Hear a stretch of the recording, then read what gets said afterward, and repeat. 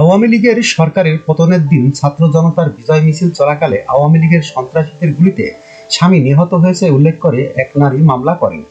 এর ৩ মাস পর তার স্বামী থানায় এসে হাজির হয়ে জানান তার অজান্তে স্ত্রী তাকে মৃত দেখিয়ে অসৎ উদ্দেশ্যে মামলা করেছেন। ঘটনা ঘটেছে ঢাকার আশুলিয়ায়। পুলিশ জানিয়েছে, গত ২৪ অক্টোবর কুলসুম বেগম ২১ নামে এক নারী তার স্বামীকে হত্যার অভিযোগ এনে ঢাকার চিফ জুডিশিয়াল ম্যাজিস্ট্রেট আদালতে মামলা করেন। এতে সাবেক প্রধানমন্ত্রী শেখ হাসিনা সহ ১৩০ জনকে আসামি করা হয়। পরে এটি ৮ নভেম্বর ঢাকার আশুলিয়া থানায় এজাহারভুক্ত হয়।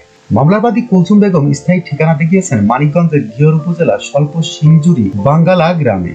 বর্তমান ঠিকানা দেখিয়েছেন আশুলিয়ার জামগড়া। এজাহারে উল্লেখ করেছেন, বৈষম্য বিরোধী ছাত্র আন্দোলন চলাকালে ৫ আগস্ট সকালে তার স্বামী মোহাম্মদ আলামিন মিয়া ৩৪ মুক্তিকামী ছাত্র জনতার আন্দোলনে অংশ নেন।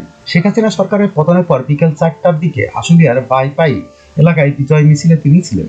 পরে পরাজয় মেনে না নিতে পেরে আওয়ামী লীগের সন্ত্রাসী বাহিনী নির্বাচনে গুলি চালায়।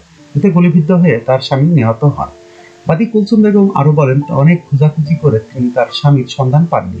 পরে আশুলিয়া নারী ও শিশু হাসপাতালের ৬ আগস্টের এক প্রতিবেদনের মাধ্যমে জানতে পারেন এই হাসপাতাল কর্তৃপক্ষ বিপুল সংখ্যক অজ্ঞাতনামা লাশ দাফন করেছে।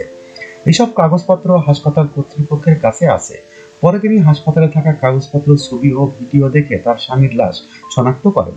মামলায় শেখ হাসিনা ছাড়াও সাবেক স্বরাষ্ট্রমন্ত্রী মোহাম্মদ আসাদুজ্জামান খান, আওয়ামী লীগের সাধারণ সম্পাদক ওবায়দুল কাদের, মানিকগঞ্জ জেলা আওয়ামী লীগের সাধারণ সম্পাদক আব্দুস সালাম, সাবেক স্বাস্থ্যমন্ত্রী জাহিদ মালেক, সাবেক ত্রাণ ও দুর্যোগ প্রতিমন্ত্রী এনামুর রহমান সহ ১৩০ জনের নাম উল্লেখ আছে।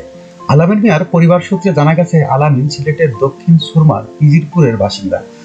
মামলা দায়েরের প্রায় ২ সপ্তাহ পর তিনি জানতে পারেন তাকে মৃত দেখিয়ে স্ত্রী মামলা করেছেন। মামলা থেকে আসামির নাম প্রত্যাহার করার কথা বলে নাকি তার স্ত্রী লোকজনের কাছ থেকে টাকা পয়সাও নিচ্ছেন। আলামিন তখন মৌলভীবাজারের জুড়ি উপজেলায় ছিলেন।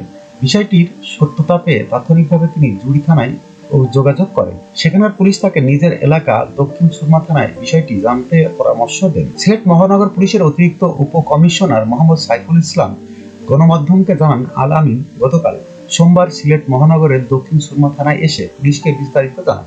পুলিশ বিষয়টি আশুলিয়া থানাকে অবহিত করে।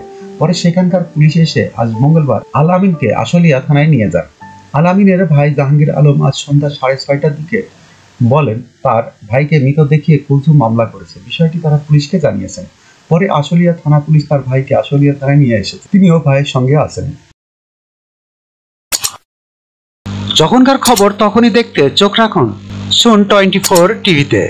চ্যানেলটি সাবস্ক্রাইব করুন।